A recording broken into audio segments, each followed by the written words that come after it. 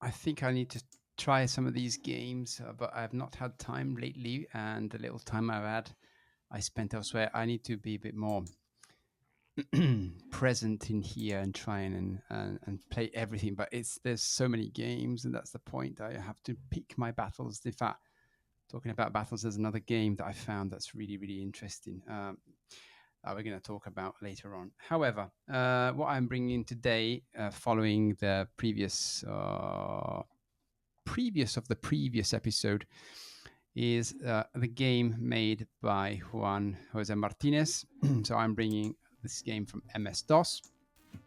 It is called Alien Intruder, and I think Evil Taco really wanted this game as well. So it's just a fortuitous coincidence, I think. Anyways, Juan Jose Martinez made this game. It's sort of a collect them all platformer, and it's for MS-DOS. It's free. You can find it on Usebox. I think he doesn't use the itch.io, so you have to Google it and find it, and then it's free. It's a very difficult game, once again, but we haven't covered many games for MS-DOS, and I thought, well, what a coincidence! I've interviewed him. I think we played another game of his for the Amstrad CPC, which was I think we played it, and it was Heart of Salamanderland or something like that, which also was very difficult. So this is a collect them all puzzle game. So you have different levels, and you have to finish the level, and you finish it by saving the people. So what's the story, first of all? It's very minimal. If you look on Usebox, you can read it. After investigating a mysterious transmission of unknown origin, the crew of a commercial spacecraft got captured by unidentified alien forms. It is up to you to rescue them and deal with the intruders. In space, no one can hear you scream, so use your blaster instead. That's the little story that goes behind here. And yes, this is the simplistic story of the game, where you have to, let's say, save these team members, this crew. And you can see them easily in every level. They're like in a they're held in like a green pod or something, and they move up and down. So really quickly you can identify where you need to save them. Now, it's not easy. There's lots of little platforms to get, say, onto, and that you obviously get ostracized by the different enemy types. So you can jump up and down. So you need a 2-button joystick. For this particular game, I played again on the Mister. Thank you to Retro Games Mania, who helped me set it up. I don't have a 2-button joystick, and I didn't buy a new joystick just for this, so I used my NES pad, which worked pretty well. And I managed to get fairly, I don't remember what level, when the zombies appear, basically, there's some sort of mummy zombie or sort of thing like that. Alien zombie, if that makes sense. And it's really about shooting these enemies and killing them, and going from the start pod to the end pod. So each level has a start pod where you start off, and then it's got an end pod which activates once you've saved all the crew members. That's really all there is to this game. It's very simple but hard to master. So you've got 3 lives, and you have a variable amount of crew members to save per screen, and then you have different enemy types. You have all these platforms where you can jump up, but you can't jump down, so you have to drop. The enemies also can jump up these platforms, so you have to be very careful, because they tend to follow you. They have different patterns, but they always try to reach you, basically, is what I've kind of noticed. The colors are really good. The graphics are really good. You've got a timer, which is a bit of a problem, because in fact, this is where I'm getting at as well. I was going to say the most difficult thing of this game is not so much the enemies, because you can take your time, and that's when the timer kicks in, and it's easier that you run out of time rather than die. Because you can, as I said, you can take your time and really not get killed. You just have to wait and shoot properly, but then your timer runs out and then you're done. and you have a lot of different enemies. You have zombies. You have other walkers, I call them, that walk really fast um, when you land on their same platform. Then you have other little enemies with one eye that shoot you. Then you have flying saucers that move along around the screen in usually diagonal way and try and catch you. And I think the slimes as well, who jump around. I think the slimes are the first ones you encounter, actually, one-eyed slimes. And then I think these are the enemies that I noticed. All in all, I think there's 50 levels, and then it's finished, and you manage to save all the crew. And I think that's all there is. You can find different bonus elements on the screen as well as you progress, like pizza slices that give you points.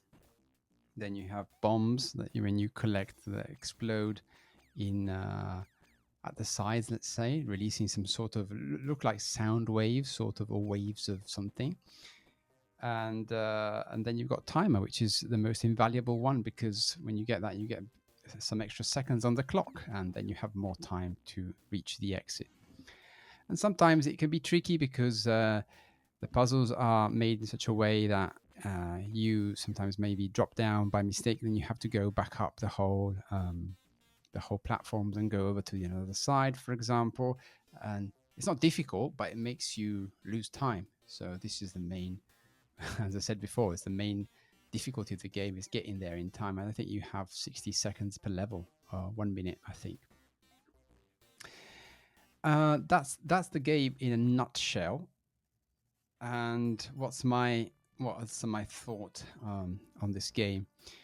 Well, first of all, I didn't realize immediately that the shot that you produce with your gun is at a limited range. Again, I always fail to notice that. So it basically stops at a certain point. So if you think that you're going to shoot across the whole level, that doesn't work. So you got to get close enough, and that, let's say, makes for an extra layer of complexity.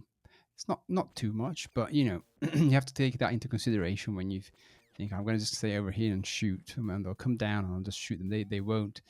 You have to get closer, and then they pop down from the platform, and then you have to move away. It's not too hard at the beginning, but then the difficulty ramps up really quickly. Enemies jump up and down, well, jump up and drop down like yourself. So they're always everywhere, and sometimes it becomes a really chaotic and a bit difficult to be able to maneuver through them all. So all in all, I found it pretty doable, and I think as Juan was mentioning, it's at the end of the game, when you exit the game as well, you've got like a shareware screen, apparently, where, like the olden days, when you exit the game and you got like a DOS screen, which is pretty cool. And they say the game overall is difficult. I found it entertaining. It was good. It was really good. The color, as I said, the colors are good, and the sprites designed really well. The music is really good as well. I think Juan does everything by himself. So the music, the sprites, and everything does all by himself. And yeah, I really enjoyed this game. There's not much more. It's very simple. It's just a simple game, but hard to master. One of those, really. I I would like to say first of all that it's great that someone makes DOS games, Mm, because it's yeah. a little bit of an odd choice nowadays. Someone could just make it for Windows in general, but if it's DOS compatible, it's I always struggle to find DOS games, like Well, there new you go. releases. Yeah. So okay, and I was gonna say that also this game was on my own list for a Yeah. while, Yeah. because it looks really nice. I really like the look of it and the sprites and the aliens.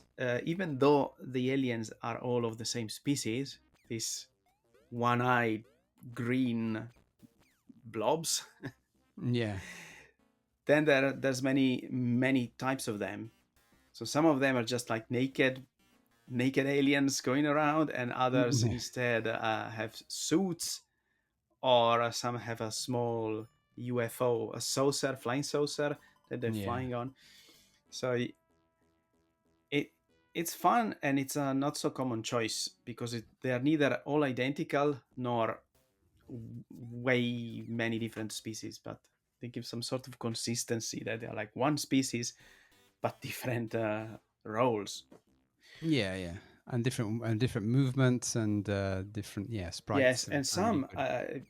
I didn't exactly understand what was the pattern they were working on, so I was wondering if they have some like semi-random I think they routines. have like a pattern where they go.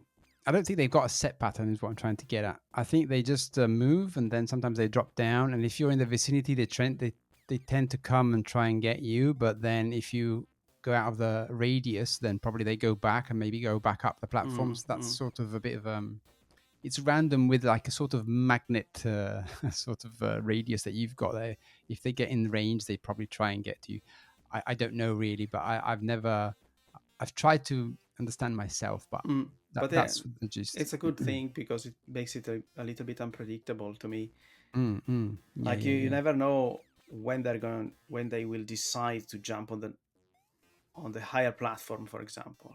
yeah. And once or all the way up, you know, I didn't know it when it happens. Maybe the someone who knows how this works behind the curtains, of course, understands very easily. But Yeah. and I also think the bonus items you can get, they seem to really fun, like the slice of pizza, and I think there was maybe a soda can of a recognizable brand at some point, if I yeah, remember that right. different. There's also like a barber thing that turns around. Maybe it's a soda thing. I don't know. To me, it looks like a barber turnaround. It gives you points. Mm. So yeah, this game is really good with points. So it could be a good high score challenge as well. And at the end of the game, sorry, I should not say that. At the end of the level, you get like a sort of summary of what you've done and get judged in terms of points, of how many points you get. If the time bonus, so how many seconds you got left on the clock, will give you extra points. If you've killed all the enemies, will give you extra points. Will give you a perfect status. And death bonus is that. So if you have died, then you don't get the bonus of no death. By the And then way, obviously there's the points that you collect, obviously, like with the pizza and the soda and the barber thing. Yeah, there's those as well to count. I was curious to ask what kind of controller did you use to play the game? Because I didn't play for long. As I said, it was on my list, but I was never ready to bring it up to the show. Mm. And if I remember right, I played it with a keyboard, which I don't Yes. know if it's the best choice, but I had some trouble with the jumping.